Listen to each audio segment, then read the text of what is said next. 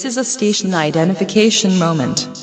You're listening to CPR Worldwide Media, a division of CPR Media Network, coming to you live right across the planet. Check out our website at www.cprworldwidemedia.com and our Facebook page at facebook.com/CPR Worldwide Media. This is CPR Media Network, coming to you live from the USA.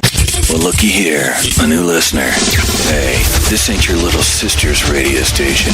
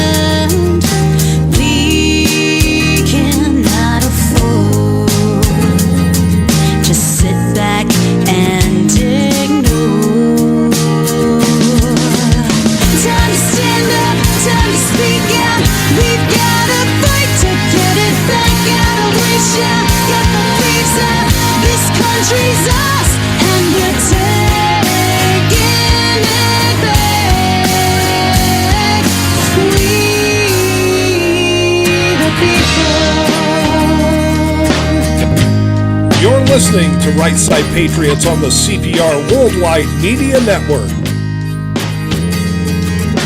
We the people. And good Wednesday afternoon, Craig Andreessen from the National Patriot with Diane Sorey from the Patriot Factor. Together, we are the Right Side Patriots. Diane, good afternoon. Good afternoon, Craig, and good afternoon to everybody tuning in. We're glad you're with us this afternoon, and as always, we've got the chat box open over on the CPR Facebook page. All you got to do is look for our Screaming Eagle on there, our logo, and you can type in that chat, and we'll get to you on that. Diane's handling that for us today, and we've got another great show lined up for you. Wild Bill for America is going to be our guest today, and if you've got questions for Wild Bill, and I'll bet you do, you can type those right into that chat box, and we'll make sure we ask some of those questions when we get Bill on the line with us a little bit later today. But, you know, Diane, it has been just an incredible last few days. All the news, the breaking news, the things that are going on, it has absolutely been bizarre. And, you know, let's start with what went down this morning. The Lois Lerner thing.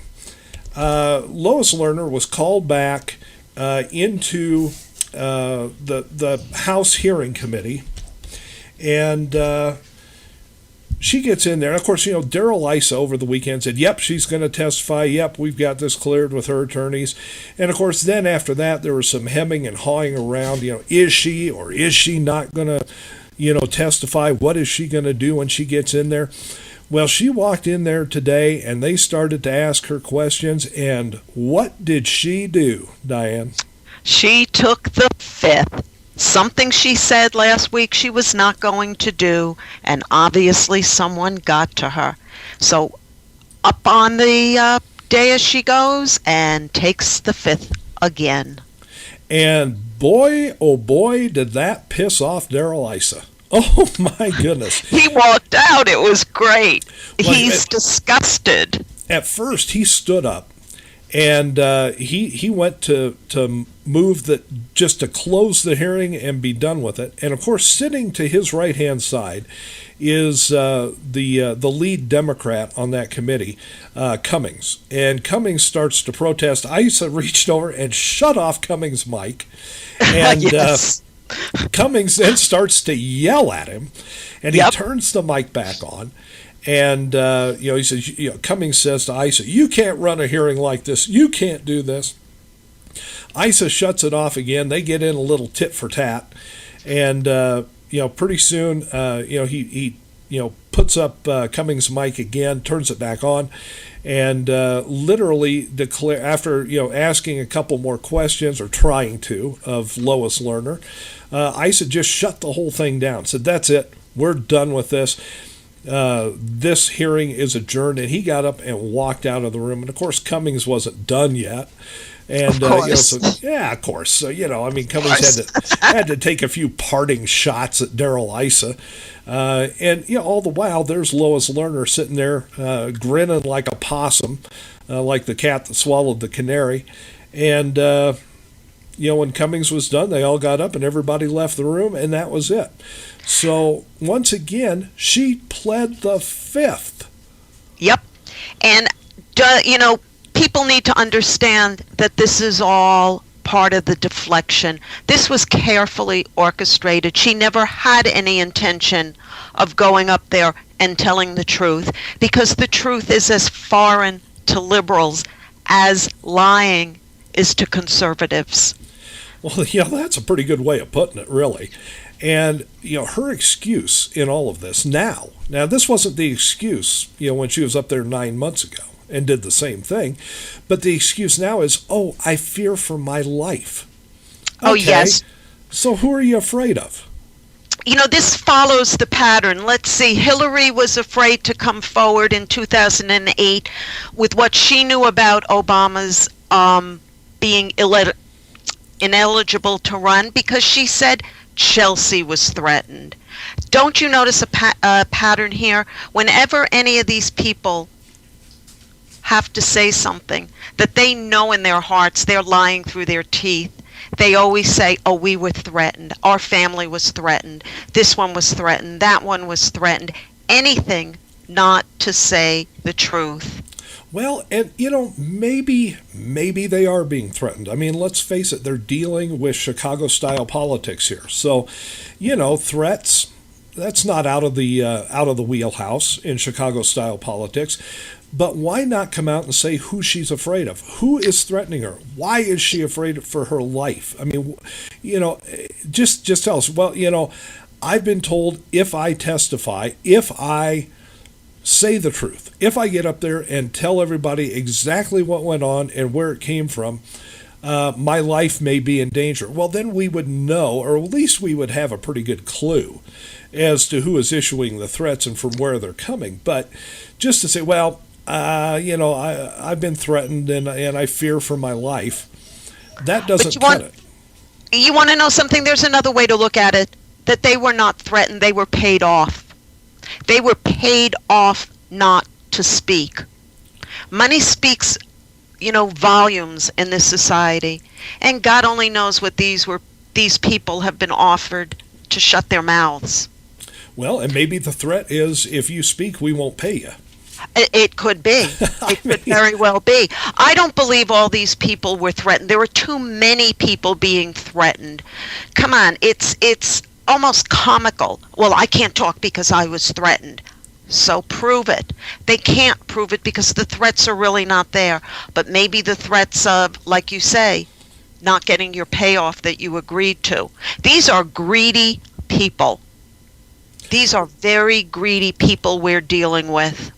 Well, and Lois Lerner, I mean, look, she was at the head of that entire IRS scandal when they were targeting, and let's face it, they still are targeting conservatives over at the IRS. But yes, when this whole thing broke, she was the top dog at the IRS. It was under her watch that all of this was going on. And you have to remember, at first we were told this is nothing but a couple of rogue agents out of the Cincinnati office. Well, then if that story very quickly fell apart, and we started to learn more and more and more about what was going on there, but we still haven't gotten the truth. At least we don't have it in sworn testimony yet. And that's because exactly. Lois Lerner won't talk.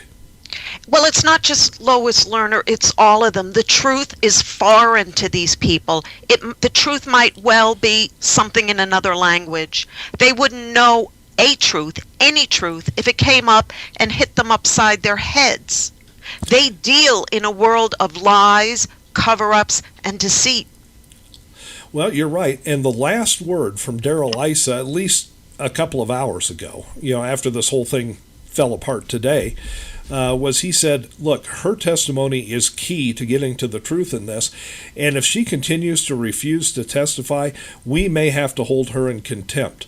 Well, of course, the last person they held in contempt was Eric Holder, and we still don't have the truth about Fast and Furious. So Exactly. I'm not sure what holding somebody like that in contempt is going to do. I got a feeling it's just something they're going to laugh at, because who exactly has to enforce a contempt order or a contempt charge against Lois Lerner? It's Eric Holder. Exactly. With these people, contempt of Congress has as much strength behind it as Billy Boy Clinton being impeached and getting a slap on the wrist. There's no punishment for these people because it's their own people that have to dole out the punishment. The whole thing just makes no sense. Yeah, no, I shouldn't say that. It does make sense. It aids in the cover-ups of all the truths that need to be gotten out there. Well, and when you're being held in contempt of Congress, let's put that in perspective, shall we? For the liberals out there that may be listening today, here's where it falls on the timeline or the lineup of perspective. If you are holding the Constitution as a contemptuous document, having yourself held in contempt of Congress is pretty far down on the scale. Right. Exactly. It's almost not even on there. You have to remember that most of these people have no honor for the Constitution. They don't live by the Constitution. They don't honor the words of our forefathers. They are systematically trying to change the Constitution to fit their Islamic socialist agenda. They just don't care. You're right. They don't care. And as long as we're going to be talking about some of the top stories over the last few days, how about Dirty Harry Reid? This dirty, rotten scoundrel, he stands up there on the floor of his Senate. And I say his Senate because nothing happens in that Senate without his say-so. And there's a stack of almost 5 dozen bills that have come out of the Republican House that he simply puts on a dusty shelf somewhere and they never see the light of day. But there was Harry Reid a few days ago talking about Obamacare and the stories that we're starting to hear. And these stories are coming out left and right. They're coming from everywhere, and they're bipartisan.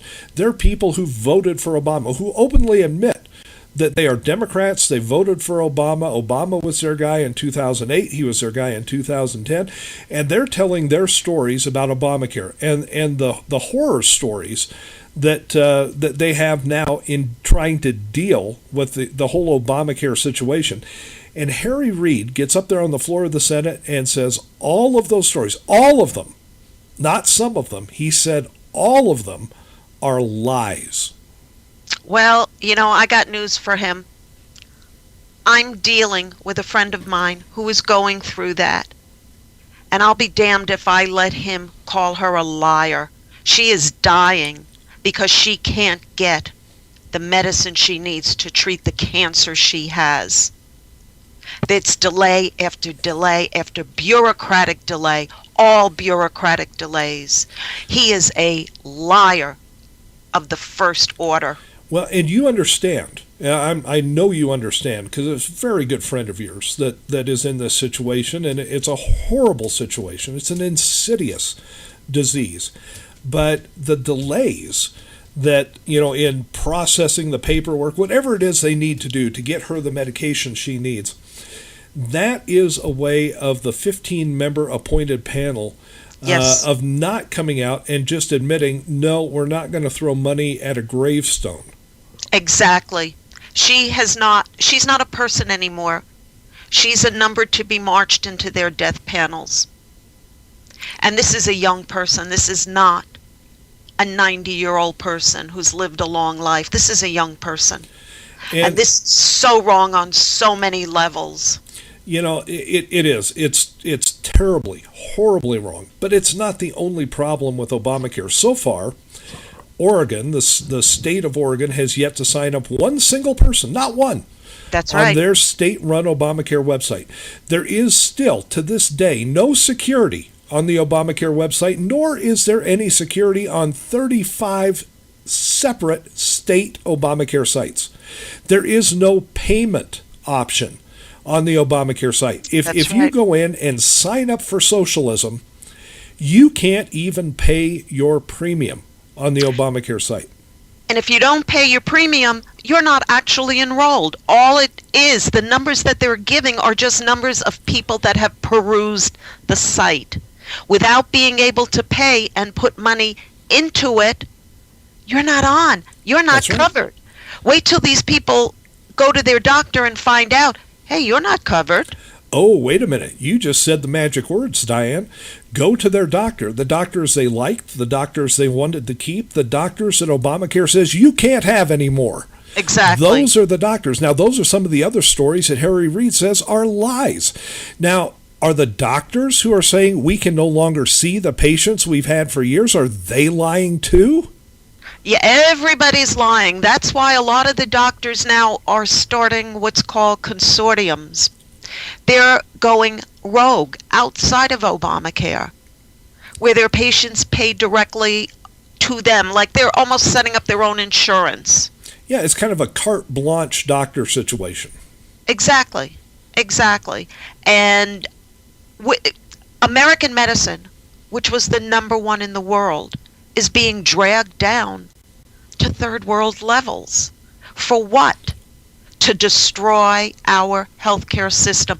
Obama's plan from the beginning was for Obamacare to fail so he can install one single payer system.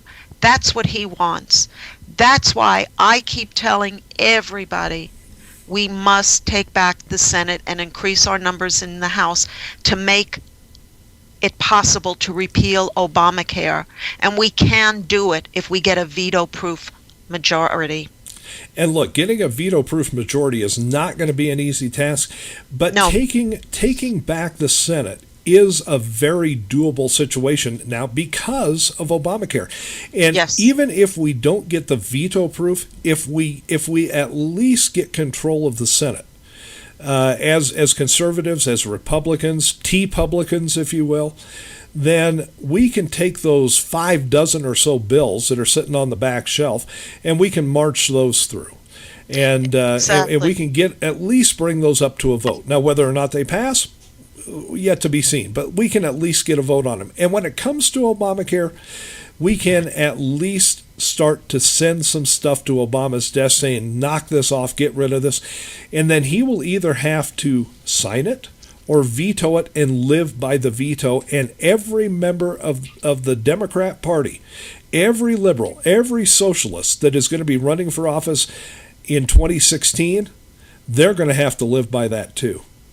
Well, they're already going to have to live by it for 14 for the simple reason that Obama is changing Obamacare by the day, which is unconstitutional because only Congress can do these changes. Yet here he is with his pen and his phone issuing executive order, overruling what they've done. He has done so many breaches to the Constitution, and yet they all sit back and do not a thing. Well, you're absolutely right. And we had another one of those delay de jours just a day or two ago. And he is now going to delay so that insurance companies can continue to sell their regular insurance policies to customers until after Yes. the 20, at least the 2014, and quite possibly until after the 2016. Yes. Now, put yourself in the position of an insurance company, and let's just pick one. Just pick. Let's say Aetna. Okay. Okay. That's a big company, and now not only do they have to try and keep up with the delay de jours, they also have to prognosticate, if you will, what the prices should be. Now, this is how all insurance companies work. They forecast, insurance rates and what certain groups are going to need and what it's going to cost, and that's how they arrive at your premium rate. Well, if they don't know whether they're in Obamacare, out of Obamacare, whether people are going to be signing up for Obamacare, if they're not going to be signing up, if they're, who's going to get dumped, who's not going to get dumped from their existing insurance, how are insurance companies like Aetna supposed to arrive at any reasonable figure for your insurance premiums? And if some people sign up for Obamacare and others don't, that means the pool is smaller for those who don't. Right. And therefore their rates are going to go up.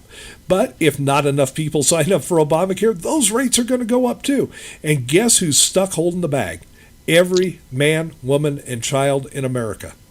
Exactly. That's why we have to get this thing repealed. It is a monstrosity. The only thing they needed to do was work out something with the insurance companies to get their premiums more in line with the economic condition of the average American. They didn't have to make any changes to anything in our healthcare system. Just bring the premiums more in line with the American workers' wages. That's it. That's it. That's all they didn't have to tamper with anything. But this was done strictly to kill our top-rated medical system so Obama can have his socialized medicine, which has been proven time and again not to work. The Canadians who have socialized medicine, where do they come for top-notch treatment? To the United States. Where do the British come? To the United States. Where do the kick-ass money Arabs come when they need medical treatment? To the United States. Well, I'm going to lay a little something on our listeners right now, and maybe you, Diane, too. I don't know if you realize this or not, but there are currently, I think, 18,000 new codes. Now, a medical code, is what doctors have to refer to in case of a patient coming in. They have to give them a code for whatever went wrong. Mm-hmm. Now, right now, there's 18,000. They're saying by 2015, there may be more than 150,000 codes. And one of the latest new ones, get this, doctors now have to have a special code for any patient that comes in who was crushed by a crocodile. Yeah, some of it is just totally obscene. You forget I know all about this because of my family attachment to the medical industry. Some of these things are so ridiculous, and it all has to do with money. It all goes back to the money. It all goes back to who will get treated and who won't get treated. Yeah. And what people need to really understand is our medical treatment will now be dictated to us by 15 fat cat DC bureaucrats who have no medical training whatsoever, who are all loyal to the king sitting in the White House. Now, I live in a part of the country where we haven't seen a gator since the Pleistocene. Want me to send you one? I'll send you one. No, but here's what I want to ask you, because you live in gator country. Okay? Yeah. Are crocodile crushings a frequent event? How many people, let's say, in the last 30 years? 5 years in Florida, and I've lived in Florida most of my life. Not a one. You've never heard of anybody being crushed by a crocodile? No, sir. Not a one. So obviously we need a code for that. There is another code that's out there in case you get injured by a turtle. Now, okay. We're not talking about getting bitten by a snapping turtle. We're talking, because there's a separate code for that. We're talking about other turtle-related injuries. Now, it just seems to me that if you are so slow that you cannot jump out of the way of a speeding turtle before the collision occurs, you probably ought not be outside without a helmet. Exactly. I mean, these things are so ludicrous, but this is the bureaucracy tying up treatment of people. This is a form of triage that has gone into the twilight zone. It's just ludicrous. It's insane. Just ludicrous. It's insane. And I'll tell you what, we could do a whole show. We could do an entire show on the insanity of Obamacare. But there is one more thing I want to get to in this opening segment today. That's I don't know, maybe people haven't even heard of this, but does anybody realize that Vladimir Putin has started somewhat of an invasion of the Ukraine? Somewhat of an invasion? How about a full-fledged invasion without killing a person? An invasion in spirit, in the people going in, not killing, not shooting, not doing anything, and they're there. Well, he's got troops all over Crimea right now. Yes, he has taken over the Crimea. Now let's not be hasty. Let's not jump to conclusions, because Vlad says he doesn't have any soldiers in Crimea. Look at my article today on my blog and across the internet. I have pictures up of the Russians in their Russian uniforms in the Crimea. He's there. Everybody knows he's there, and everybody knows he's not giving the Crimea back, because to do so, he would probably lose his presidency, because that would have meant he would have backed down. The Russian bear, would have backed down to the West, and that ain't going to happen. Well, what we've got here is a Russian bear up against a community organizer.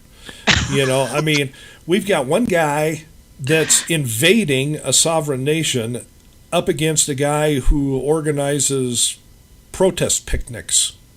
Exactly. We have a man sitting in the White House who has no business being there, even taking it away from the political end of it. The man has no knowledge of how to run the business of a government. And the business of a government also includes defending those who are seeking freedom. And the one thing Obama does is he works against the people and the countries seeking freedom. Remember him with the Iranian students. He turned his back on them. And look what happened in Iran. Exactly. And we're seeing it all over again. This is a sovereign nation, Ukraine. Mm-hmm. And, here we are sitting on the sidelines. We're not even leading from behind at this point. We're just spectators. And, you've got Putin trying to rebuild the Soviet Union over there. It's an absolute nightmare scenario that's going on. And here again, Diane, we could do a whole show on this Putin situation and Russia and the Soviet Union and Crimea and all of that. But, it's just a terrible situation that's going on over there. And we may deal with this again today towards the end of the show, because I think it's so important that we do, and there's some reasoning behind it that I think we need to get to. Yeah. And we'll save that to the end of the show. But right now, I just want to remind our listeners that Wild Bill for America is coming up in just a couple of minutes. If you've got questions for Wild Bill, jump on the CPR Worldwide Media Facebook page and put your questions in there. You'll see our Screaming Eagle logo, and put them right underneath there. And we're going to take a quick break now for just a couple of minutes, and we'll be back with Wild Bill after a little something special for you from Hank Williams Jr. Don't go anywhere. Why do cities shine so bright? It's the glow of opportunities, of ideas bouncing off one another, of countless people, every one of us, striving to succeed. Right now, in cities everywhere, ideas are being born. New thinking that will put us in awe of what people are capable of. That's what lights cities up, and helping people and their ideas to burn even brighter, so that communities, businesses, and you and I can grow. What if a bank made that its job? For more than 200 years, Citi's job has been to help empower people and business. Now, around the world, it's wherever people gather, wherever ideas come alive. It's wherever you are. The world's city.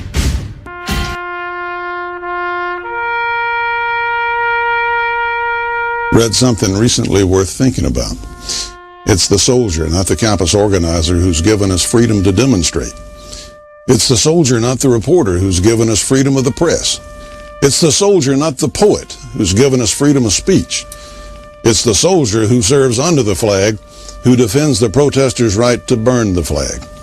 Isn't it time now to demonstrate that we support our troops? Were it not for the brave, there'd be no land of the free. Fred Thompson's message was brought to you by citizensunited.org. This is a station identification moment. You're listening to CPR Worldwide Media, a division of CPR Media Network, coming to you live right across the planet. Check out our website at www.cprworldwidemedia.com and our Facebook page at facebook.com/CPR Worldwide Media. This is CPR Media Network, coming to you live from the USA. Well, looky here, a new listener. Hey, this ain't your little sister's radio station. This is a station identification moment. You're listening to CPR Worldwide Media, a division of CPR Media Network, coming to you live right across the planet. Check out our website at www.cprworldwidemedia.com and our Facebook page at facebook.com/CPR Worldwide Media. This is CPR Media Network, coming to you live from the USA.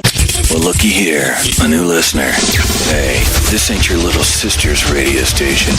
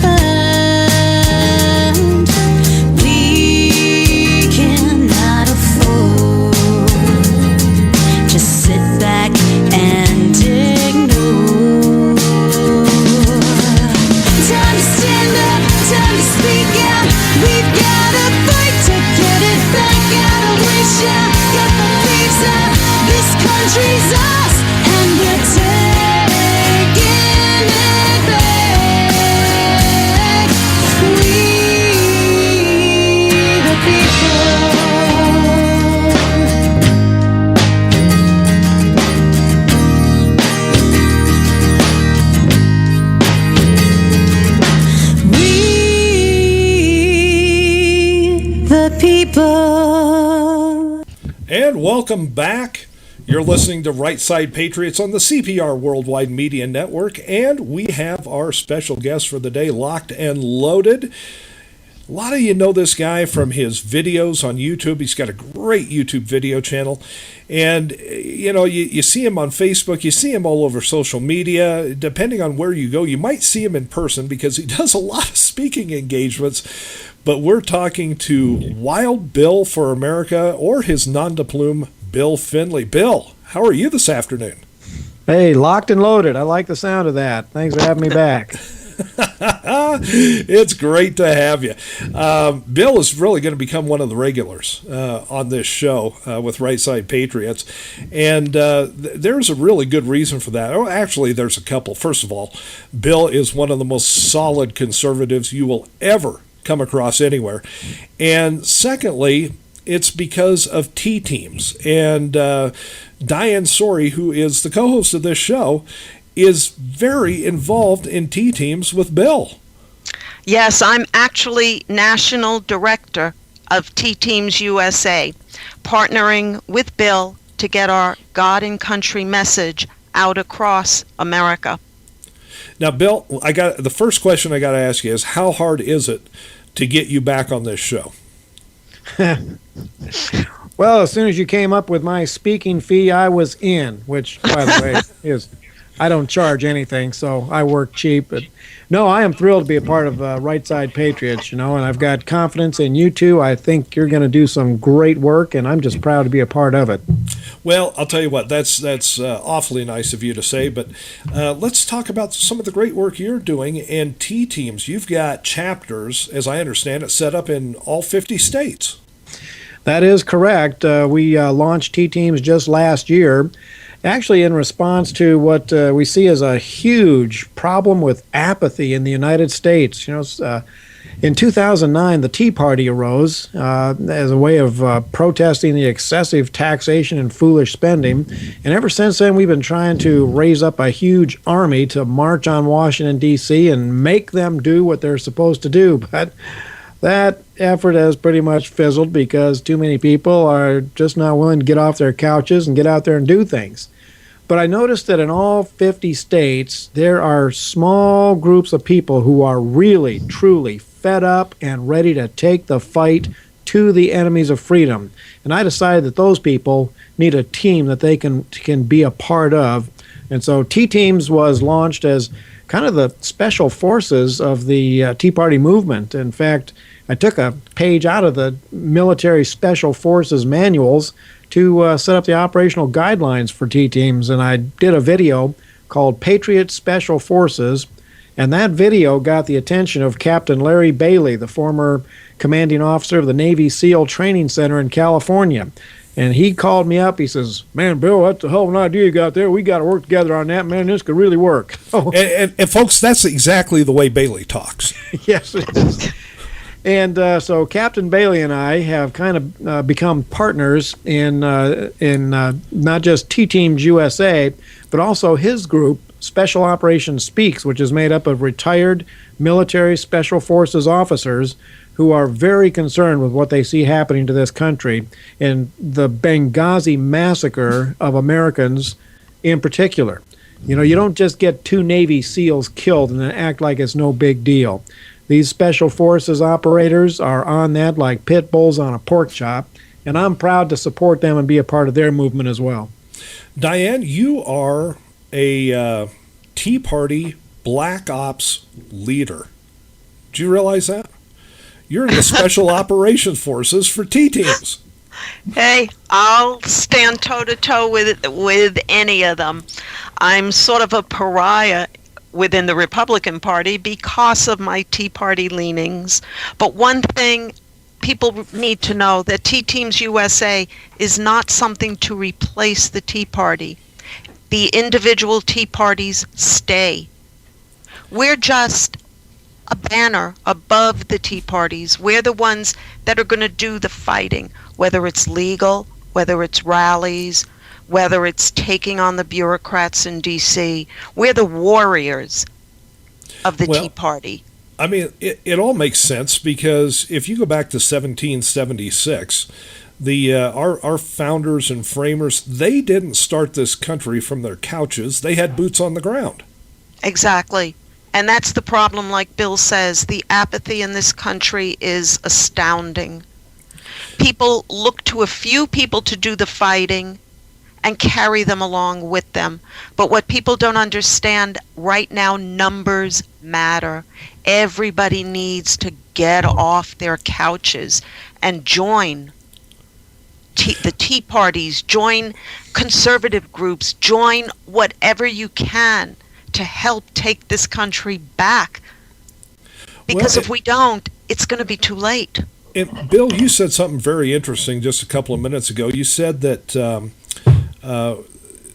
the regular Tea Parties are still there, and you're trying to enhance them. But now, one of the issues that we as Tea Party patriots seem to face is that no 2 individual Tea Parties are in perfect alignment. And, it's not a perfect world. I mean, we're never all going to be perfectly aligned, but how do we bring the Tea Parties more together under one banner, under one basic agenda? How do we do that? The T-Teams USA just might be the key to uniting the Tea Parties of America. Like Diane said, we don't take over Tea Parties. We don't steal their members. We come alongside as helpers. And at one Tea Party rally, I was asked, how can we make the Tea Party more effective? My answer was two things. One, make them feel like they're a part of a team. And T-Teams USA does that with our T-Teams logo. You know, sports teams, they know the importance of a name and a logo. We have our own patch now. It's a Minuteman, the American flag, the Constitution, and above it all is a roaring lion. That's the Lion of Judah, for those of you who know who that is. And this patch is going to start showing up in Tea Party meetings all across the nation, which, of course, will generate some discussion. And hopefully it will encourage members of the Tea Party chapters to join us also and to wear that patch proudly to show that they are the ones who are the active, boots-on-the-ground Tea Party members who are not afraid to get into the fight. The second thing that I said that will make the Tea Party more effective is give people a job and a title. When people join T-Teams, we ask them to take on a specialty, either as an investigator or as one of our journalists or as a communications specialist. And we're even starting a new one. I don't even think I told Diane about this one yet, as I'm starting a new one called Snipers. Love it. We're going to take our keyboard warriors, and they are going to tap into Rolling Stone magazine and all the left-wing rags and the environmentalists, and they're going to start answering editorials with rock-solid, God and country, common-sense principles. Hopefully we won't overdose the left on common sense, because we know they just don't do good with that. But they do need to be exposed to common sense, and hopefully some of our T-Teams snipers with their editorials, pounding them regularly, will begin to raise the intelligence level of the left. Well, if you're going to raise the intelligence level of the left, you've set your bar pretty low.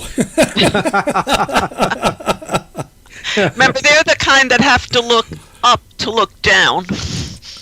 Man, you know, Bill, the whole T-Teams concept is so brilliant. It provides really what I consider to be a launching pad for a lot of the things that we need to get done before 2014 and certainly before 2016. You know, these elections are so important. Yes, they are. And one of the problems, well, the reason we're having these problems is because in the last few elections, less than half of conservative Americans bothered to get off their butts and go vote. So we have no excuse for whining. Whereas the liberal left, man, they do the bus runs. They vote for each other. My father, who has been gone since 1983, I believe, is probably still voting Democrat. And you know, they still just barely win the elections. They go all out. They get their people and to vote multiple times or whatever, and they still just barely win. So if we can just motivate another 50% of our people to go vote, I think we could really clobber them in the next couple of elections and solve a lot of problems. Well, but you know what, Bill? Going along with that, something that I know is close to your heart and close to my heart, they don't win elections. They steal elections through voter fraud. And we, as Tea Partiers, as Republicans, as conservatives, we need to have that issue of voter fraud addressed, and addressed now. Well, maybe we should start hammering Tea Party chapters in all 50 states to send poll watchers. What do you think, Diane? I know you have some experience there. In fact, if I'm not mistaken, you actually got kicked out by the liberal left because you caught them once, didn't you? I was a poll watcher in the presidential election, and I caught voter fraud. I carried on. I stopped the voting in a place until the authorities got there. I gave statements to the RNC lawyers. I gave testimony. I was written about in the Examiner, what I caught. I was interviewed by Fox reporters, and yet the party did not a thing. I caught people voting more than once, is basically what it is. This happened across the spectrum. You had people, districts in Pennsylvania that didn't have one vote for Romney or any Republican. You have people coming in Florida, what they did, which absolutely floored me. You could register to vote on voting day and walk right into the voting booth. And you didn't need to show photo ID to do it. Now let me interrupt you just a quick second here, Diane, and let me explain to people who don't live in Florida or who don't live in an area where that is possible. Let me explain how that actually works. You may be registered in a different precinct. You could walk. Let's say you're registered to vote in precinct A. You could walk into precinct B and say, hey, I just moved here and I need to register, and they will sign you up, hand you a pencil, into the voting booth you go, and you vote. Then you go over to voting precinct A where you were pre-registered, and you vote there too. And you go to C and D and E, and that's how you wind up with a 141% voter turnout in some counties. Well, remember also in Florida, you don't have to live within your own precinct. To vote. You can go to any precinct and vote. And there's problems with that too, because we don't have the paperwork for people outside of our districts. It's fraud from the top to the bottom. And Bill, he's a big one to address this issue. This is one of his pet peeves. It's one of my pet peeves. You have to show photo ID to charge something. You have to show photo ID in a bank. But for something as important as voting, you just walk in? No, there's a problem here. Elections aren't won anymore. Elections are stolen by who could commit the most fraud. And we need to stop that. And the Tea Party can really be a big help in that. So what should people do, Bill? If you suspect that in the last election in 2012 there was fraud going on in your district or in your county or in your state, and let's say, like Diane, you've got some information to back up what you're saying, what do you do with it? You give statements like I did, and then watch the Republican Party do absolutely nothing with the statements. Yeah, but Bill, if that happens, if the party does nothing, what's the next step? It is possible to force prosecutions. If there is a report or statement, witness statements that has sufficient evidence, citizens can present those to a district attorney and demand that it go to a grand jury. If elected officials refuse to do their jobs, then there is such a thing as malfeasance of duty. You could go right down to the police station and say, I want to make a police report and insist that criminal charges be filed. Just shake up the system. We've been way too apathetic at letting these people get away with things, and we're really too quick to shrug our shoulders and say, oh, well, I tried. I guess there's nothing we can do. No, there's more than one way to skin a cat. And the average American voters, the citizens, can take action too. I know the power of the video camera. That's how I got T-Teams and Wild Bill for America started. I would like to see Tea Party people outside every polling district with a video camera on a tripod and a big sign that says, voter fraud is a felony. Vote twice, you will get caught. Now, of course, the liberal left will say, oh, the Tea Party was out there in hampering the voting rights of minorities. And you know what? I don't care. Their liberal lies and accusations should be bouncing off our chests like bullets off Superman. We have got to stop being so timid about standing up for American rights. Well, and it's the race card that keeps getting played, and we saw that in Pennsylvania when the new Black Panther Party was out there intimidating voters. And you're right, Bill. Let a Tea Partier stand out there with a sign, and say, vote twice, it's a felony, you'll get caught. And guess who will get prosecuted by Eric Holder? Yeah, it won't be the left. But what they don't understand is by law. No. Let me jump in here. Okay. It is not a crime to have a video camera and a sign Correct. saying that you will get caught if you vote twice. There is no crime they can charge us with. Bring it on, Eric Holder. Let's go ahead and take this mess to court.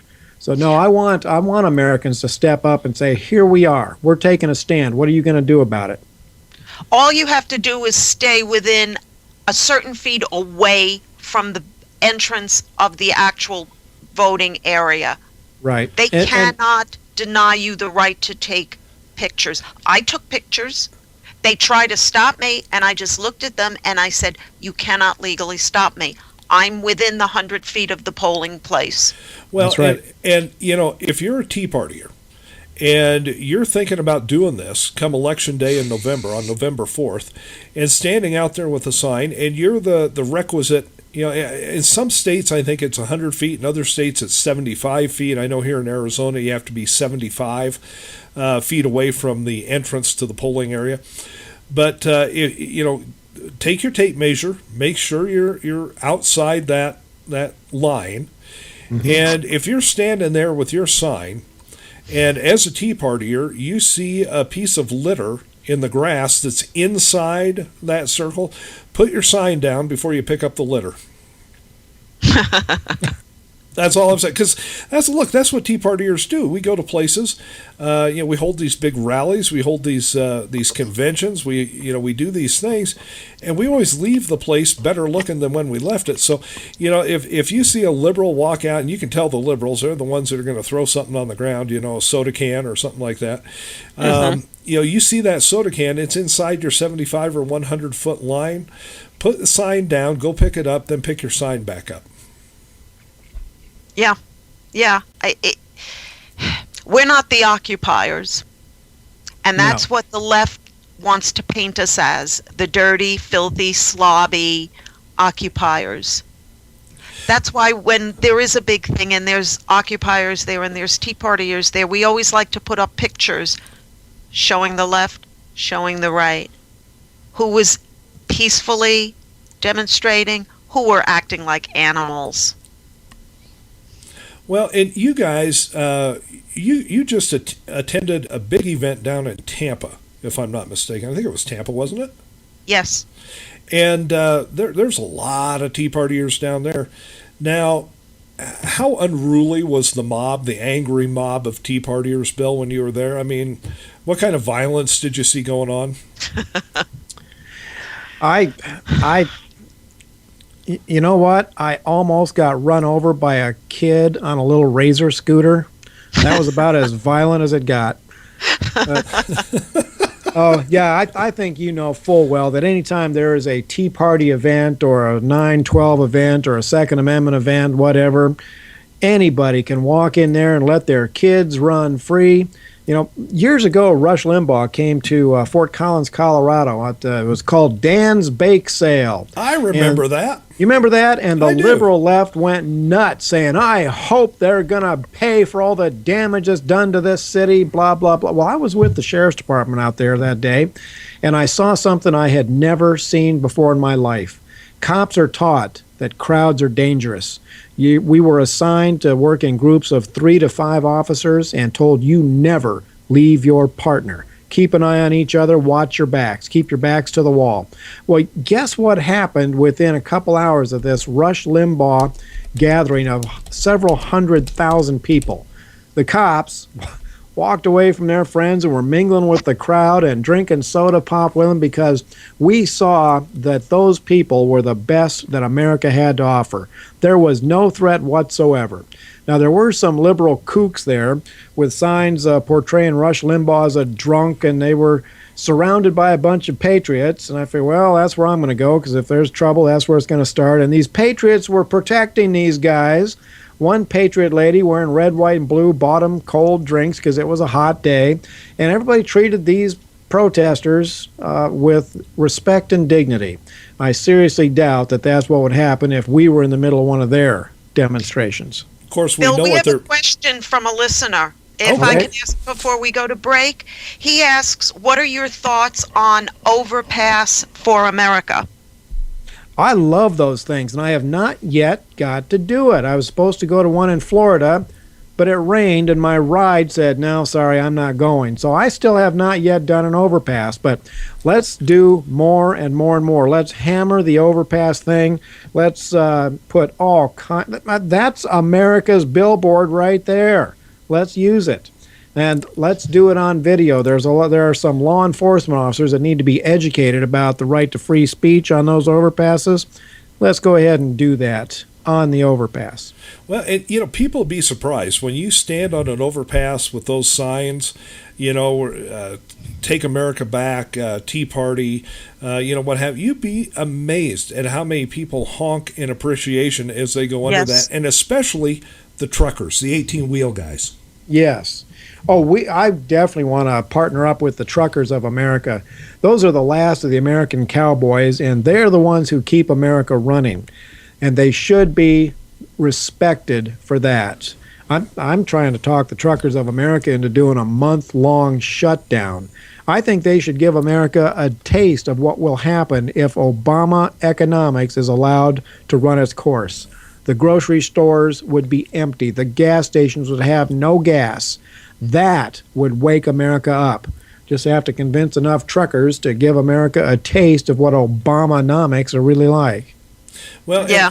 I've got a cousin that used to be an 18-wheel guy, and nobody works harder than those guys do. I mean, the hours they put in, the driving, the loading, the unloading, it all depends on where they go as to how they get loaded and unloaded, of their cargo. But, it's almost a thankless job, driving an 18-wheeler. And those guys are, for the most part, fantastic patriots.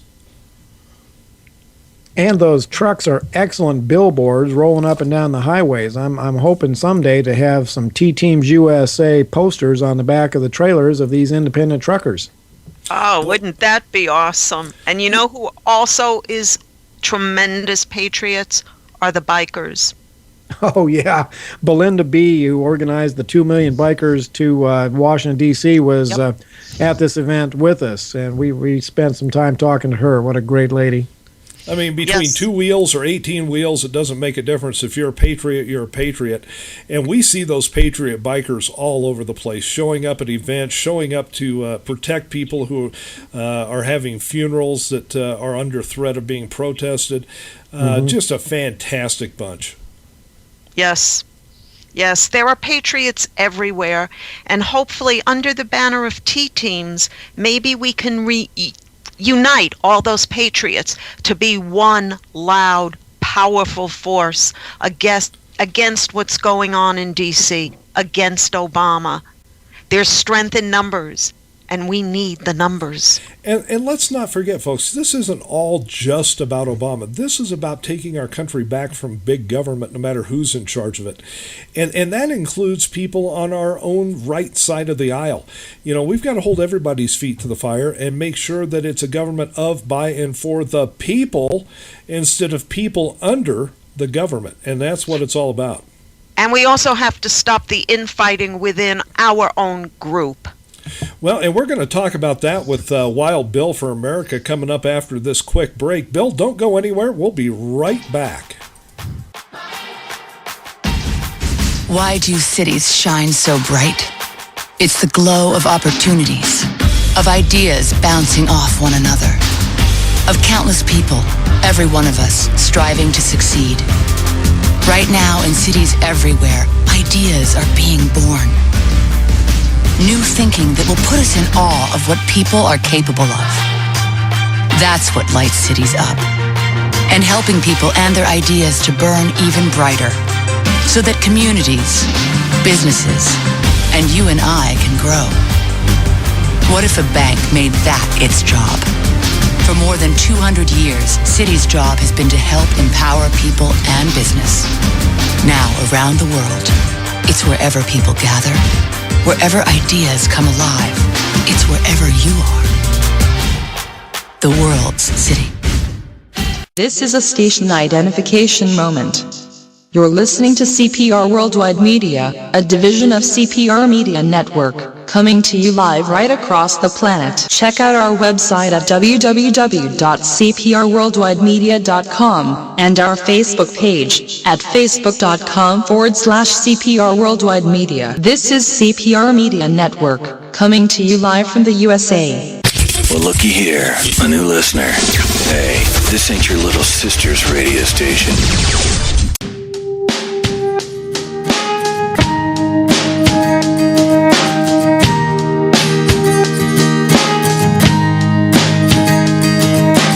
Whoa.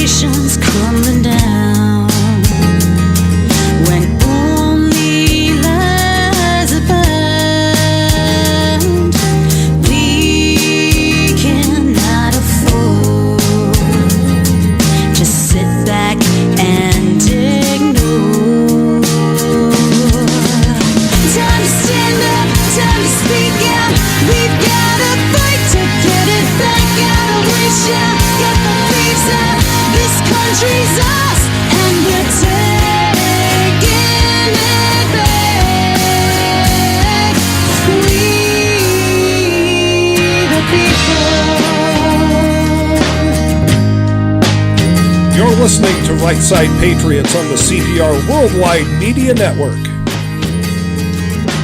We, the people. And we're back. Craig Andreessen from the National Patriot and Diane Sori from the Patriot Factor, together, the Right Side Patriots. And we are so thrilled today to have Wild Bill for America as our guest. And Diane, if people want to ask Wild Bill a question, what do they need to do? They just need to go to the chat room that we have set up on CPR Media Network Group. You'll see our Screaming Eagle logo, and just put your question there, and I will break in and ask Bill the question. We will have a phone number set up within the next week or so where people can call directly into the show and speak to the guests, but right now we have to do it through the chat room.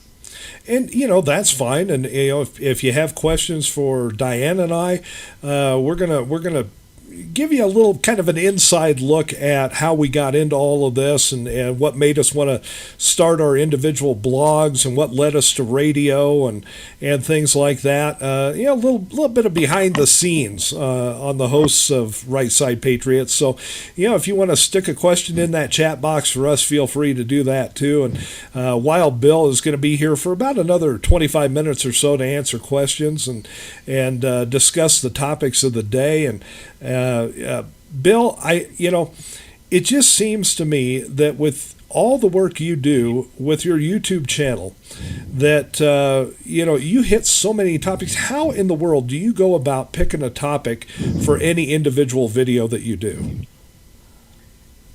Insomnia. I love it. Oh, I'll be laying in bed trying to get to sleep, or else I'll just be waking up, and suddenly I start thinking about a topic, and then a few one-liners will come in, and oh man, I got to write that down. Next thing I know, I'm up tapping away for notes for another video.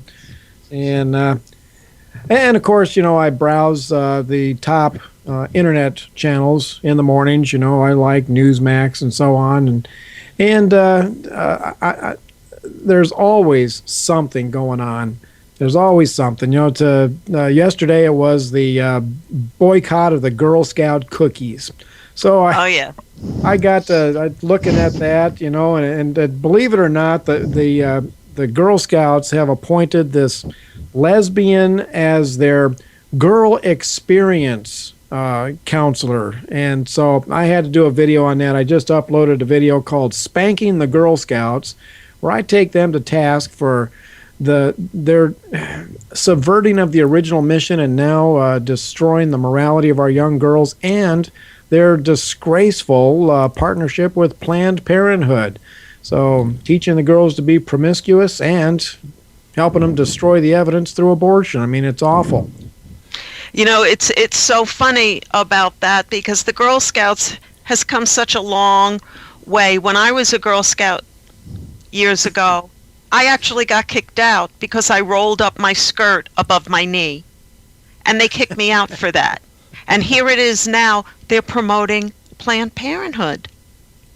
So I guess they're rolling their skirts up a little further. Is that what you're saying? A little further, would you say? Yeah. I mean, these are issues that the Girl Scouts has no business being involved in.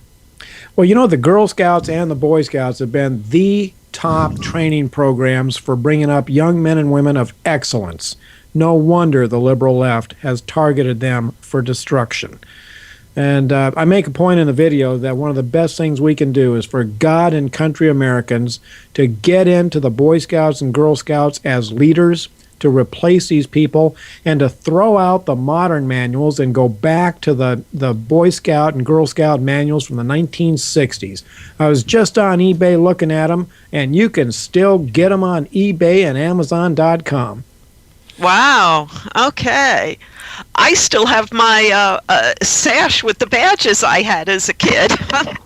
Oh, merit badges are wonderful, man. What a great way to get kids to dig in and educate themselves. A chance to wear a badge. Yeah, It's almost like our T-Team's logo. You know how it is. You know how it is these days, though. Everybody gets a trophy. Everybody gets a badge. You don't really have to earn it. This is according to the liberals. And, so where is the motivating factor? I mean, it used to be the Boy Scouts, the Girl Scouts. You were motivated to get that badge because it looked great on the uniform, on the sash. You could say, yeah, I got a merit badge in this and a merit. And, the key word in that, merit. You got a merit badge. And now, they want to kind of do away with that kind of thing. Can't keep score at a soccer game or a baseball game if you're a kid anymore because, you might upset the team that loses. They might be offended if they actually know they lost the game. And, now you see the same kind of subversion going on in groups like the Boy Scouts and Girl Scouts as we have seen over the last 40 years in the education system. Oh, absolutely. The public schools are going to be our number one most difficult First Amendment battle. The liberals they're actually few in number, but they have weaseled their way into positions where they can spread their poison most efficiently. And bringing down American education has been one of their greatest victories and one of America's greatest shames. And it could be summed up in 2 words right now: Common Core. Yeah, do people know what Common Core is? It's basically the takeover of our public education system by far left liberals and Islamists. Yeah. Because Common Core will teach the 5 pillars of Islam, but it's not allowed to say a word about Judaism or Christianity. And you see this in schools, and every once in a while you'll see a posting on it come across Facebook or Twitter or something like the Instagram or something where a parent has walked into a school. Maybe it's teacher parent night at school, and they walk in and they will see on the wall the 5 pillars of Islam. Right. But if you ask them, well, where's the Star of David or where's the Christian cross? Oh, we can't have those in school. Right. Yeah. Now, technically, they may have a point because Judaism, Christianity, those are religions. Islam is an ideology. But they masquerade it as a religion. It's a political system hiding behind the guise of calling itself a religion. It's a way of life that wraps its tentacles around its followers until it squeezes the very life out of them. It is not a religion. Well, and I know, Bill, you when you do your speaking engagements, you're usually pretty well focused on American politics, the Constitution, the abuses of the Constitution. But these types of things do come up when you're asked to speak, don't they? Absolutely. I consider faith and freedom to be inseparable. You cannot have one without the other. And I was asked to speak at this event on the First and Second Amendments. Now, the First Amendment, of course, covers the topics that were most crucial to our founding fathers to protect freedom. And freedom of religion is right at the top. Freedom to practice your faith in God without government oppression. And freedom of speech, the freedom to give our message to others. And the public schools are going to lose this battle. Why? Because the Judeo-Christian history of this nation is rock solid. They may say that we can't have religion in here. Well, that's fine, but they do need to teach correct and true history. They need to expose these kids to the founding documents. They need to let these kids know why we have "in God we trust" on our money and what one nation under God means as far as a historical context. We need to put up our first billboard, Diana. It's going to be this: lying to children is not education. Okay. Ooh, I like that. That's a good one. We have a question coming in from Texas right now, and what they want to know about is the American Provisional Leadership Council that's outlined by General Paul Vallely and Air Force Brigadier General Charles Jones. Can you give us a little background on that? Because, Bill, I know you're tied in with Vallely.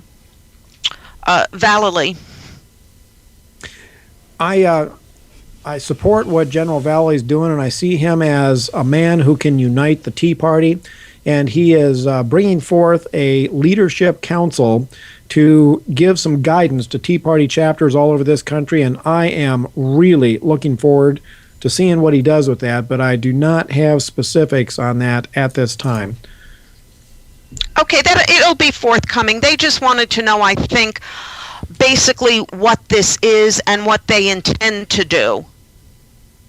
Well, one thing General Valley intends to do is to call for a no confidence vote in Obama, and that is a step in the right direction. Hey, well, that's a big step. Yeah, it sounds to me like maybe we better reach out and see if we can't get General Valley as a guest on the show one of these days. We can try. He would be one of your best guests.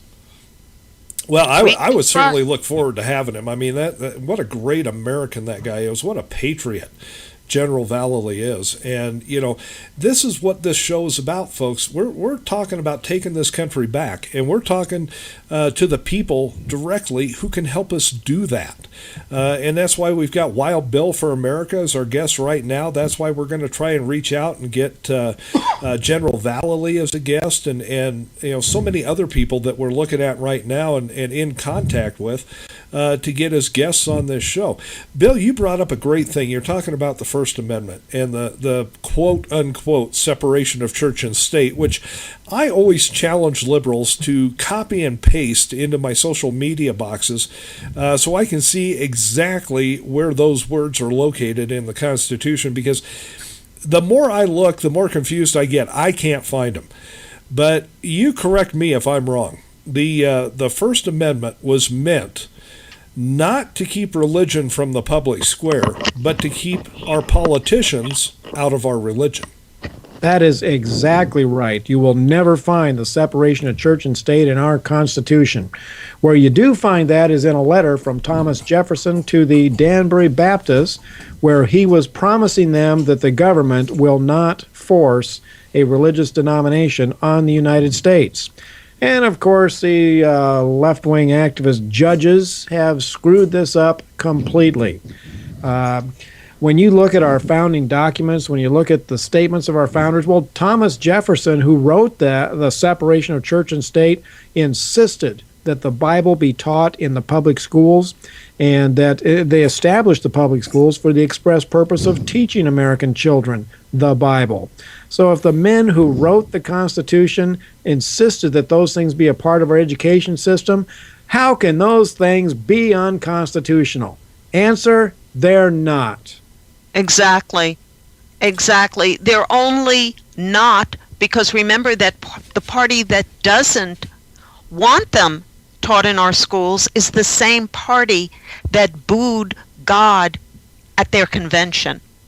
Isn't it interesting that the enemies of freedom also seem to be the enemies of faith? Yeah. Well, you know, the two kind of go hand in hand. I mean, faith and freedom, faith and liberty. You know, there are so many people, so many liberals out there who like to try and make you believe that our founders and framers were at best agnostic, if not atheists. But that's just not the case. I mean, they had their belief system, they had their faith, and you look through, you read, you actually sit down and read our founding documents, and you will see how important faith was to those people. And, you know, to try and separate that now, they're separating it in the wrong direction. It's all meant to keep government from intruding on our religion. And the reason for that is, over in England, back in 1776, the government told you what religion you were going to be. And that is something they were trying to get away from. That is why we have freedom of religion and not freedom from religion. Exactly. People don't understand nowadays with everything that's going on, not just in this country, but all over the world. We do need to believe in something higher than us. And I don't care if you're a Jew, a Christian, a Catholic, a Protestant, an Episcopalian, a Methodist, a Mormon. We worship and believe in the one true living God. And that's what separates us from basically the enemy, the ones out to kill us, to take away what we were founded on. And we just cannot allow that to happen.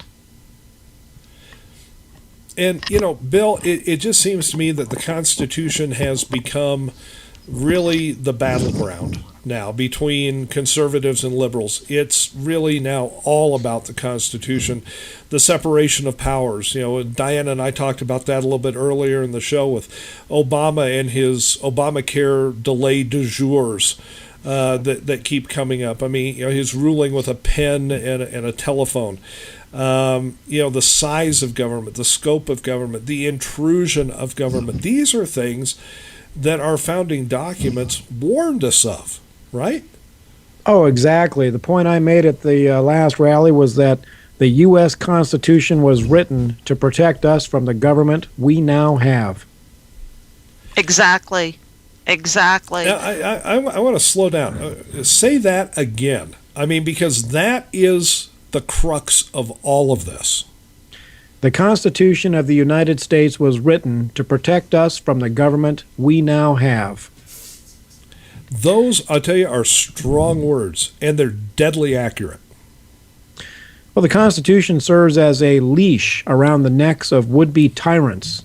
It prevents them from trotting down on the American people. And the Obama administration is like a rabid dog desperately trying to get that leash out from around its neck. And you know what happens when a bad dog gets off its leash. A lot of people get hurt. We have got to clamp down that leash, the Constitution that is restraining the Obama administration. And you're right, it's a battle. We have got to make sure that that leash is tight and that it does not slip. Exactly. And in fact, our beloved Ronald Reagan had many, many quotes concerning intrusion by the government, and so one of them was, above all, we must realize that no arsenal or no weapon in the arsenals of the world is so formidable as the will and moral courage of free men and women. It is a weapon our adversaries in today's world do not have. And that speaks volumes about what's going on in our country today, what's being forced upon us from the enemy within and the enemy without. We need to look back to some of our great leaders and realize they knew the truth. They knew the truth that's being covered up today. We need. Well, and they saw it coming. I mean, that's really one of the most important things, is that they saw all of this coming. And they warned us. They warned us with the founding documents. They told us this was going to happen. And yet here we are in this situation today. And it's absolutely ludicrous at this point that we're in this. Right. Just one more quote, and this is one that I know Bill also likes. Freedom is never more than one generation away from extinction. We didn't pass it on to our children in the bloodstream. It must be fought for, protected, and handed on for them to do the same. Or one day we will spend our sunset years telling our children and our children's children what it once was like in the United States, where men were free. That's something that is so pertinent today, and is a good motivation for all the Tea Partiers out there to get together, to unite, because we're going to be the last generation that's free if we do not stop what's happening in our country. Bill, are we that close to being that generation? Well, let me tell you about a video I did yesterday called Going Outlaw. When a tyrannical government takes over the USA, they will pass laws that we cannot obey, and they will call us outlaws. But I want us to take heart, because even though we may be outside of their laws, we will be within the laws of our Constitution as we uphold our oath to defend it against all enemies, foreign and domestic. I think you guys, this is a very serious possibility in the near future. If the Obama administration has its way, if Hillary becomes president, which would be Obama version 2.0, I think patriotic, good men and women of America will soon be outlaws. And I think that should be the topic of your next show. Hey, works for me. I'm telling you, it's a stern warning. It sounds dire, but it's also ringing true. You look at the shape this country is in right now, how close we are to absolute tyranny with this. I don't even call them an administration anymore. I call it the regime, because that's the way they act. And you think another election or two, if that goes further than it is already today, how much of America is going to be left? And we talked about the education system a little bit ago, and you look at some of the young people that are coming out of kindergarten through 12th grade, where they're in these what I call indoctrination centers. They go on to centers of higher indoctrination that we used to call colleges and universities. And they come out of those things, and they have this incredible liberal mindset that liberalism, socialism is the only way. They are never taught that socialism fails every place it's tried, every single time. But they think somehow they're going to be able to do it better. They're going to be able to make socialism what no other nation that tried it ever could. And it's frightening when you think about it. And we've got to swing that pendulum back. Well, we've already got grown adults going back to school, adults who know the situation. For instance, those that are familiar with what's going on in Israel, they're taking the Middle Eastern study classes simply to be in that classroom to make sure that the professor doesn't get away with propagandizing the students. Man, I would love to be a fly on the wall in some of those classes when the grandmas and grandpas of America sit there next to the kids and say, wait a minute, liberal professor, what about this? And I would love to see the look on those liberal professors' faces when the adults challenge them. Absolutely. A listener just popped in with a comment that he wanted me to say for him. The need to stand up and speak out now is dire. More so now, I think, than ever before. This coming election in 2014 for the House and the Senate, the coming election in 2016 are, I think, without arguing the point, the most crucial elections in our history. We've had crucial elections before, but not like this. Some elections we look back on in history and say, well, that was a crucial election because of what came next. Whether it be World War I or World War II, so on and so forth. But this time, it's happening right now. And it's the elections that we have right in front of us, one this November and one in 2 years, are going to determine if there is a future for the Republic. Can I just pop in with a question from a listener before Bill has to go?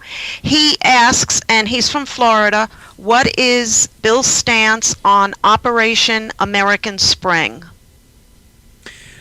I know that Captain Bailey is supporting that Operation American Spring, and if it's good enough for Captain Bailey, it's good enough for me. I'm not going to be able to make it up there this particular time of year, but I am certainly going to be watching with interest, and I will encourage the Americans as best as I can to do what they can up in D.C. I'm telling you, we need more events like that. And, we've got a great event coming up on the 3rd, 4th, and 5th of July at Gettysburg, and a real chance to show who the Tea Party really is and what this Tea Party really looks like.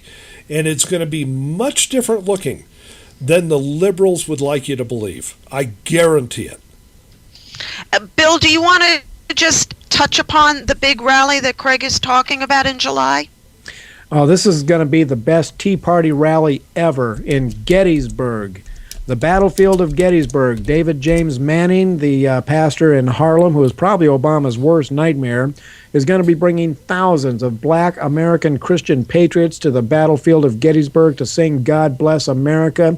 And he has invited me to be one of his speakers. And I want to bring 50,000 Tea Party Americans to stand side by side with those black patriots and sing right there with them. For too long, we have lived with the lie that the Tea Party is a bunch of racists, and this is our opportunity to drive a stake through the heart of that vicious lie of the left. Let nobody ever again say that the Tea Party is racist. So mark your calendars, people. The 4th of July this year, Gettysburg, it is time for the Tea Party to stand up with black Americans to say enough is enough and to sing God Bless America. Exactly, and I know I'm going to be there with Bill, and we know some of our friends here from Florida are coming up. People will be joining us on the way up, and hopefully Craig will also join us there, and we intend to do a live broadcast show from there. I would absolutely love to be there. I mean, historic Gettysburg. For a historic occasion like this, it brings the Abe Lincoln Republican Party and the Tea Party kind of together, and it's going to wipe out all of these false rumors that liberals have been spreading about the Tea Party for all this time. Bill, I can't thank you enough for being a guest on Right Side Patriots today. And if we want you back, what do we have to do? Well, I take orders from Diane. I go where she tells me to go. So, well, Diane, as the leader of Black Ops for the T-Teams USA, I hereby request that you ask Bill to be a regular on this show. Absolutely, he will be. Bill, thank you so much again for joining us today, and we look forward to having you back often and talking about how we take this country back. It is truly an honor. You two are doing some great work, and this is going to be an exciting year for Right Side Patriots. Thanks for letting me be a part of it. Bill Glad Finley. to have you.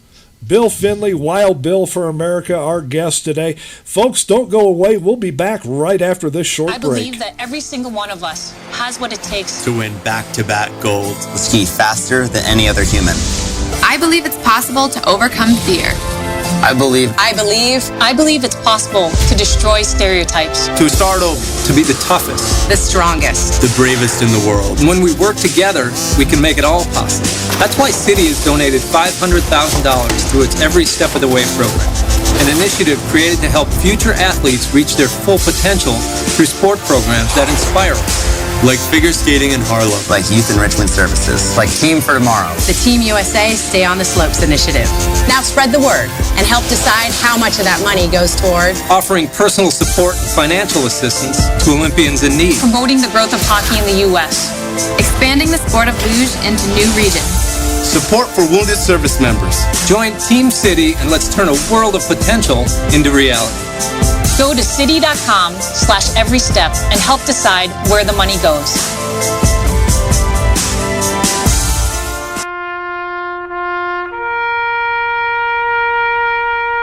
Read something recently worth thinking about.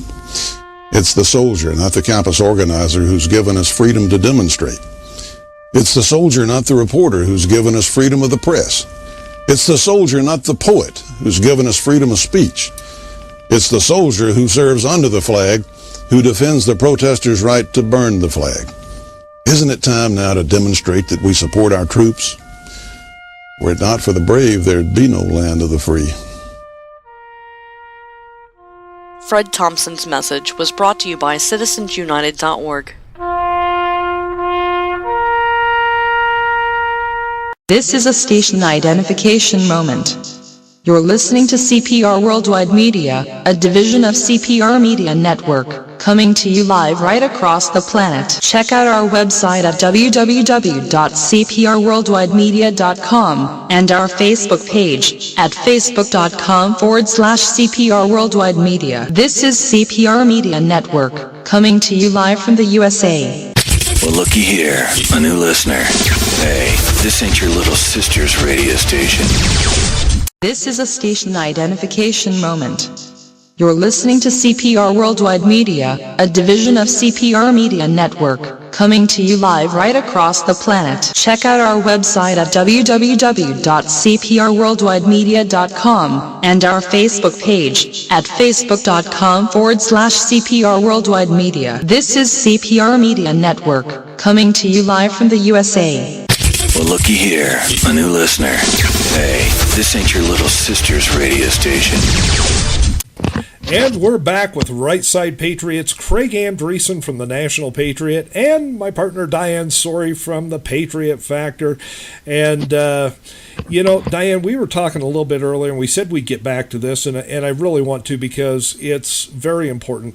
What's going on over in the Ukraine right now with Vladimir Putin, Russia, Obama hiding in a corner under his desk, for all we know. But this is about more than just a land grab, isn't it? Absolutely. This has to do with the 18 pipelines going through the Ukraine into Europe, because what people don't realize is that more than 33% of the gas used by Europe flows from Russia through those 18 Ukrainian pipelines into the countries of Europe. And basically that translates into he who controls the pipelines controls the income that goes along with them. And when you couple that with the growth of Russia's economy because of the oil and gas exports into Europe, Putin is able to run amok, because if he controls that, he controls the money that goes along with it. He basically holds Europe hostage. That's why Europe doesn't want to place sanctions on Russia, because they won't be hurting Russia, they will be hurting themselves. Well, and let's face it, a lot of Russian energy, a lot of their oil and their natural gas, not only flows into Europe, but a lot of it flows into one of their big allies, China.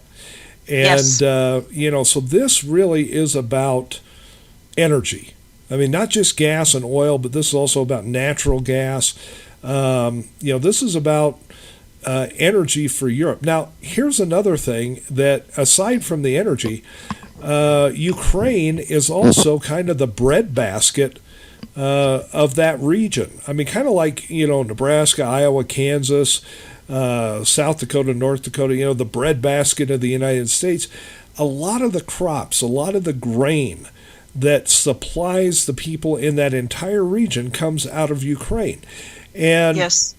If Putin and Russia can forcefully take Ukraine back, they control that too. What we're seeing here is kind of like trying to re-piece together the old Soviet Union, where Putin was an agent for the KGB. Well, one important thing that people don't realize is by taking Crimea, Putin now gets his warm water port, something they have been lacking for years. And that's extremely important with commerce. They need that. Well, now that he's retaken Crimea, he has it, and he's not giving it back. This is way more than what you're hearing the news say, that the Ukraine is the cradle of the Russian civilization. Yes, it is. But this goes way beyond that. This goes into the economy. It goes into the agriculture, like Craig said. And it also goes into the face saving of rebuilding the former Soviet Union into becoming the world's #1 superpower. Because the way Obama is leading from behind, if he leads at all, we're no longer that superpower that we once were. Well, he is dismantling our military. He is shaming our military. And he doesn't care. let's look at a whole nother side of this coin too. And this, people, I know a lot of people are saying, well, okay, so it's Russia, it's the Ukraine, it's Crimea. What does that really have to do with me? Well, let me just explain something briefly, because going into detail on this is going to take hours. But here's the situation.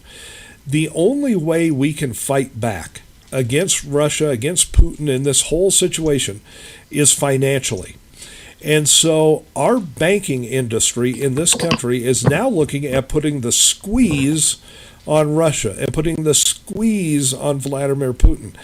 And that is why over the last several days you've seen the stock market be as volatile as it has been.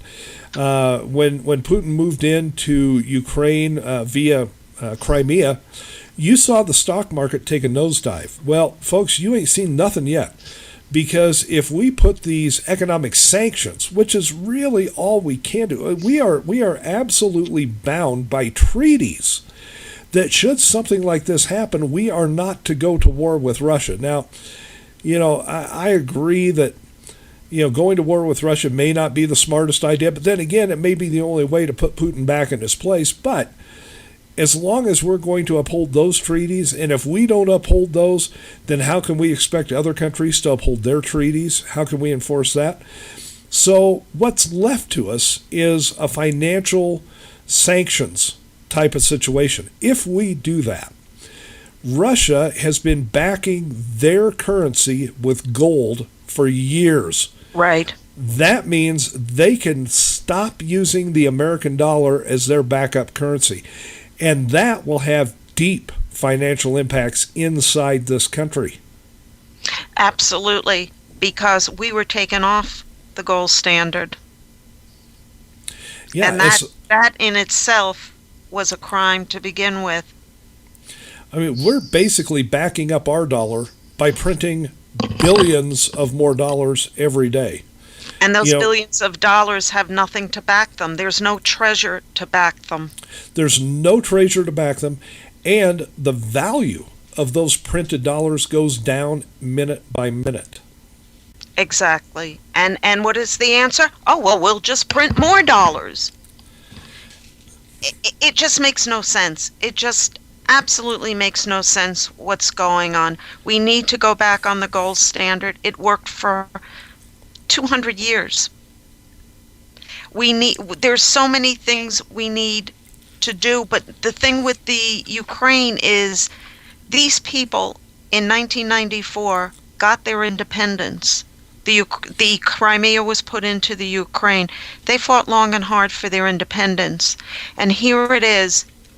Now they're fighting for it again, and we sit back and do nothing. And why are they fighting for it today? Because they got a corrupt leader in their government. That government in Ukraine was corrupt from the bottom to the top. And it matches our government. It does. That's what I'm saying. It's a mirror of what we're seeing over here. And the people, what did the people over there do? They didn't sit on their couch. They demanded their government be overthrown, and they did it. They forced their corrupt leader to go on the run. He's now in Russia. I'm guessing he's got the bottom bunk and Ed Snowden's got the top. But does it give anybody ideas what maybe needs to be done here? Because it sure isn't working at the ballot box. We see it around the world, don't we? I mean, we saw it with Egypt. We saw it in Libya.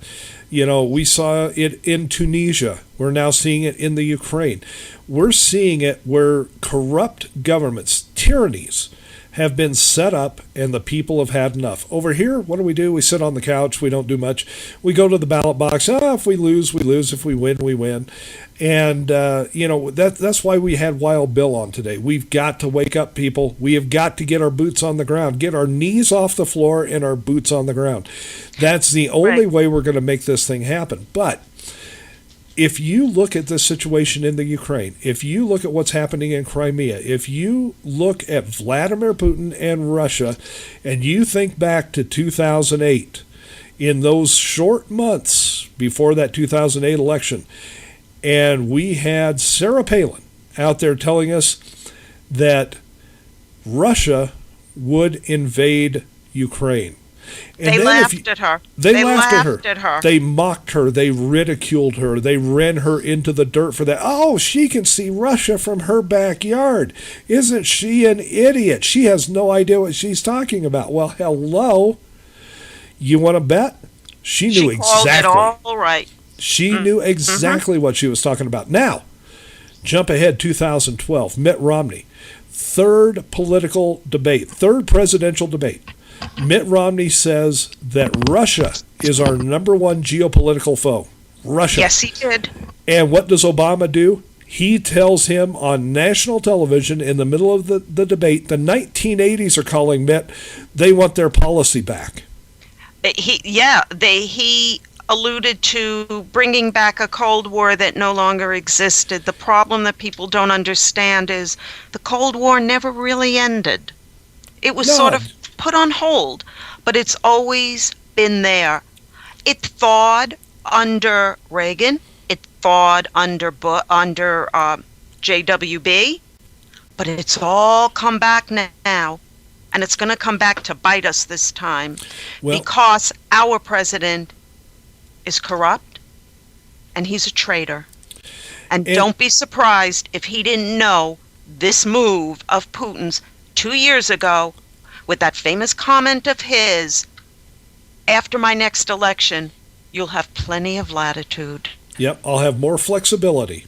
Flexibility, you're right, that's the word. Medvedev said he would pass that along. Well, here we go. You know, I tell you, you got to be pretty flexible to get your head where Obama's got his. But,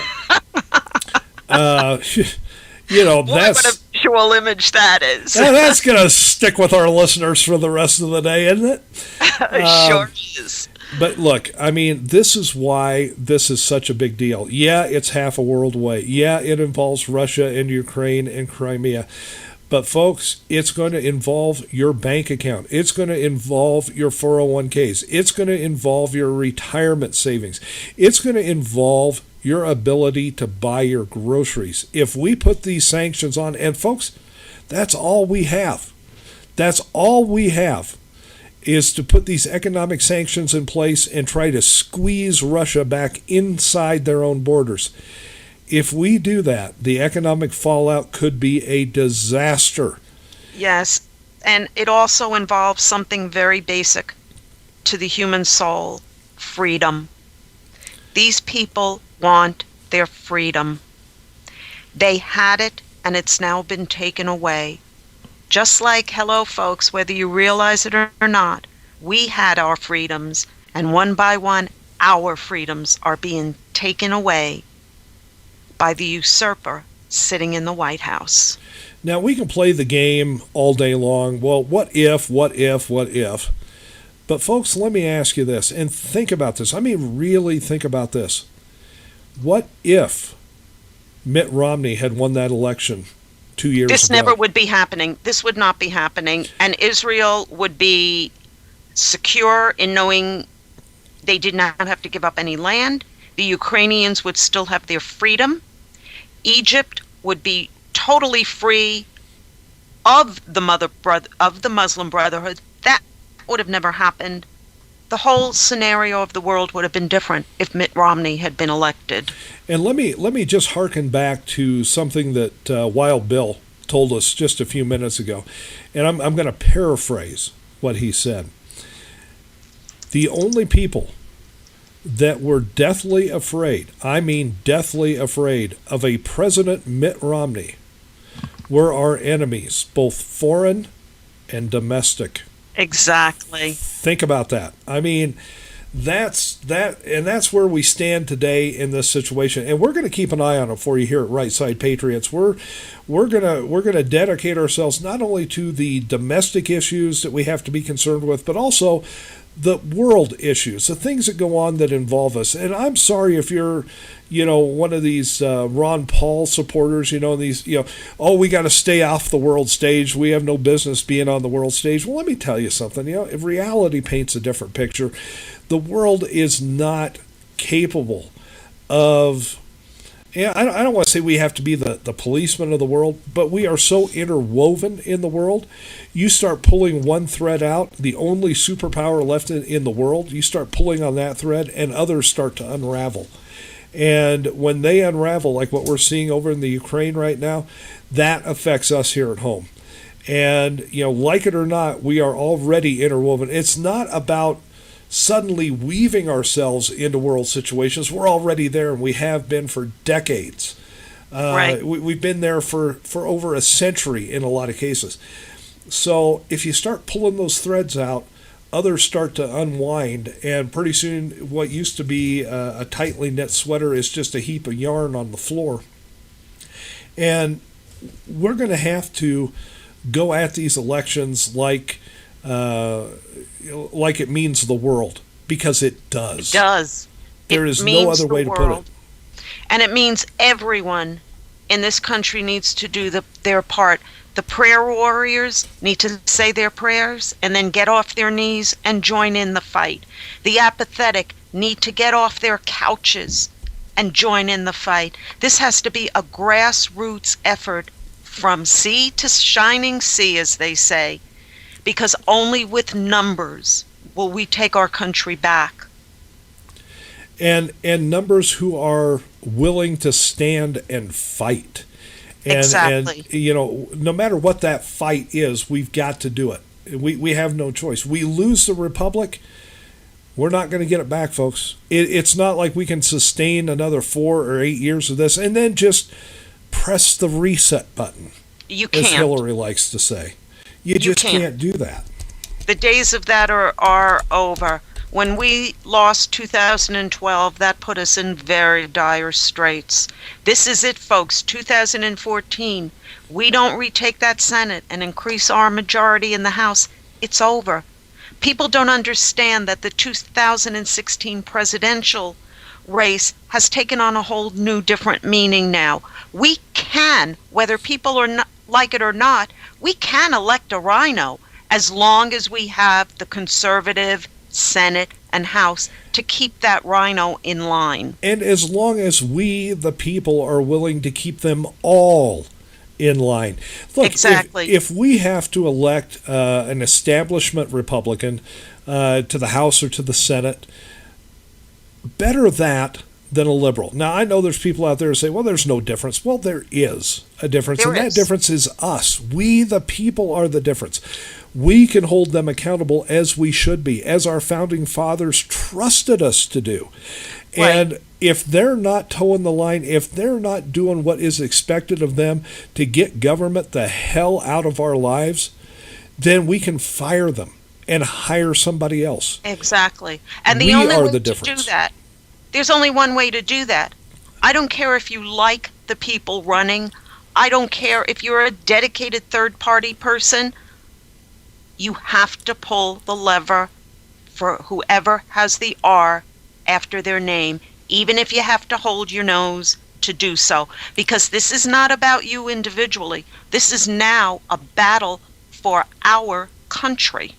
Well, and we're going to spend some time with that, I think maybe in the next show next week, because it's a very important topic, and one that I don't want to just brush by in a short amount of time, in this part of, as we're winding down here with only a few minutes left in the show.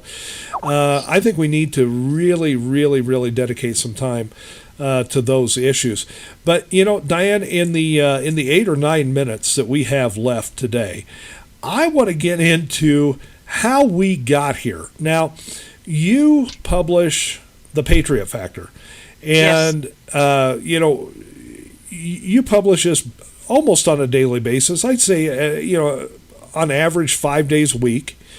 And, it's been a little hit and miss here lately because we've been working on this brand new radio show together and things. But what made you want to take up your keyboard and put your op-eds, your opinions on the goings-on of the world and the nation? What made you want to do that and put that out in public?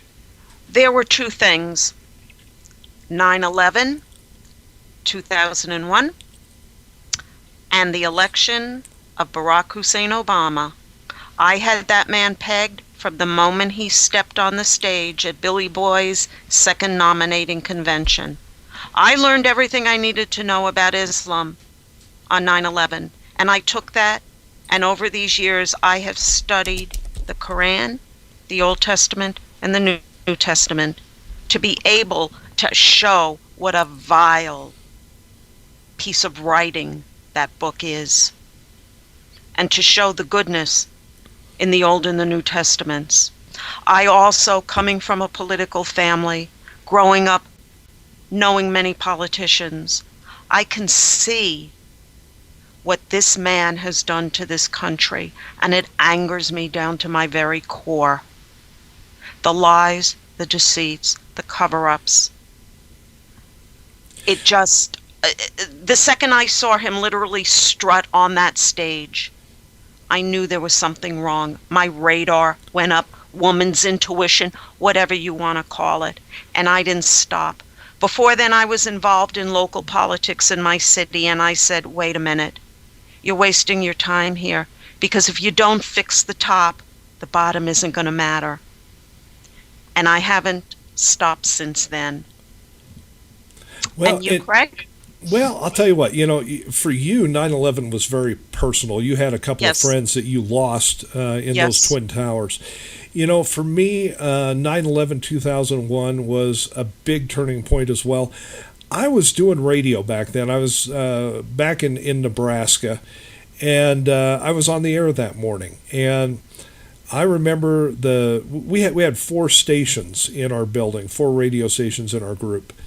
And the guy that was running the morning show in the studio next door to the one I was in, we were playing a song. It was a top 40 station. We did some talk too, but it was top 40 entertainment. It was fun. And we had a song on the air, and he came in. Brandon came in, and he looked at me, and he had this funny look in his eye. And I said, "What's up?" He said, "A plane just hit the World Trade Center." And Brandon was kind of a joker. I mean, and if you ever spend any time at a radio station, it's full of jokers. People always trying to, pull a scam over on somebody else in the station. And I said, "Yeah, right." He said, "No, man, I'm serious." And I could tell by the tone of his voice he wasn't kidding. And so I ran into his studio, and they actually had a television monitor in their studio. We didn't have one. And I ran into his studio, and there's this gaping hole in one of the Twin Towers. And I looked at him and I said, "What kind of plane made that hole?" He said, "Well, they're saying it's a commuter plane." So this tells you how quickly after it happened he came over and alerted me to this. And I've never been to New York City. I've never actually seen the Twin Towers, but I know how massive those towers are. You have no idea. I looked at the size of the hole in that tower, and I said, there is no way a little tiny commuter plane made that big hole. No. And with that, I go back over to our studio. We come out of the song, and I said, I just got a news update that a plane of some sort has run into one of the Twin Towers in New York City. Well, so we go and we talk a little bit. We go back into another song. I run back over to the other studio, and I'm standing there, and I see the second plane hit. Yeah. And I looked at Brandon, and I said, "That is not a replay, is it?" And he said, "I don't think so." No. And I said, "That's a second plane." Yes. He said, "Yeah, it is." I said, "This is not an accident." I said, "We are under attack." And I went back over to our studio. I called my wife. She was at home. We lived about 25 minutes from the studio. I said, "Bring my little TV over here and get it here right now." And she was there within 7 minutes. A 25-minute drive in 7 minutes. And we continued to broadcast everything we were watching. Because we had a lot of listeners that were at work. They didn't have access to television. They didn't know what was going on. And that changed my mindset. And I told the guy I was on the air with at the time, who didn't want to cover it. He just wanted to keep playing music. And I said, "Man," I said, "you don't get it, do you?" I said, "This might well be the start of World War III, and you want to play something by Hootie and the Blowfish?"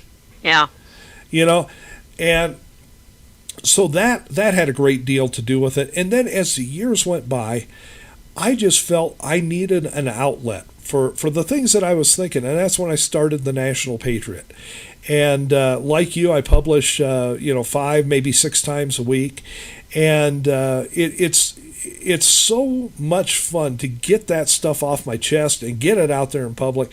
It's so much fun to have liberals railing at us all the time. Yes, it is. But it's because of those 2 blogs, Diane's Patriot Factor and My National Patriot, that we were approached, and we've both individually done interviews, been guests on other radio shows. We've even co-hosted other radio shows for people. And it was because of all of that we were approached and said, hey, how about you guys just start doing your own radio show? And, Diane and I talked it over, and we thought, you know what? We got to reach a bigger audience. We've got to reach out. Where I live, I'm not close to anything, folks. I swear to you, if I need to go to the grocery store for a loaf of bread, it's a 180-mile round trip, okay? So I'm out here in the middle of nowhere, it seems, and it's hard to get involved, boots on the ground where I am. So I thought, maybe a combination with the blog and doing our own show, and maybe this is really what we're supposed to be doing to help wake this country up. It's to get the message out. But you know what? Speaking of 9/11, and this is a thought I'd like to leave people with, do you all remember the great patriotism after 9/11?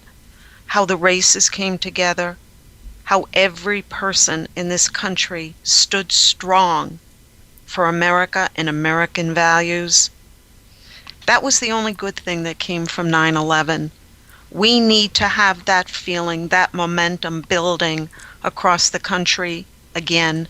We are the greatest country that the world has ever known, and we're letting that slip away. We can't. Just remember 9/11. Remember how united we were. We can do it again, and we can take back our country again. But we have to stand strong. Our voices have to be united. Because, folks, this is it. 2014 is for the whole pot right now. We don't want generations looking at us, future generations looking at us and saying, what if they had done this? What if they had done that? There's no more questioning. We have to do it, and we have to do it on November 4th.